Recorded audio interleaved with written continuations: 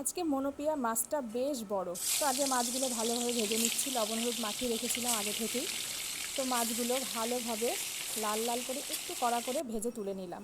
তো আজ এই গরমে একটা নর্মাল রান্না করছি। তো আজ পেঁপে দিয়ে আলু দিয়ে মনোপিয়া মাছের ঝোল করব। এই গরমে এটা একটা পারফেক্ট রান্না। তো সর্ষের তেলে আগে প্রথমে দিয়ে দিলাম জিরে ফোড়ন, তারপর পেঁপে আর আলু ভালোভাবে লাল লাল করে ভেজে নিচ্ছি। তো দেখুন খুব ভালোভাবে ভাজা হয়ে গেছে পেঁপেটা। এবার দিয়ে দিচ্ছি একটু জিরের গুঁড়ো আর দিয়ে দিচ্ছি একটু আদা বাটা। পেঁপে যেহেতু একটু আদা বাটা দিলে স্বাদটা একটু বাড়বে। তো ভালোভাবে আবার মশলাগুলো দিয়ে ভেজে নিচ্ছি। খুব সুন্দরভাবে ভাজা হয়ে গেছে। একটু সামান্য জল দিলাম, যেহেতু পেঁপে একটু অল্প চিনি দিয়ে দিলাম। তো আবারও একটু কষিয়ে নিলাম। কষানোর পর দিয়ে দিচ্ছি গরম জল। তো গরম জলটা দিয়ে দিয়েছি অলরেডি এবং ভালোভাবে ফুটে গেছে। মাছগুলো দিয়ে দিচ্ছি। এইবার বেশ খানিকক্ষণ 7 থেকে 8 মিনিট মতো আমি ভালোভাবে এটা ফুটিয়ে নেব। দিয়ে দিচ্ছি চেরা কাঁচা লঙ্কা। এবার একটু ঢেকে দেব।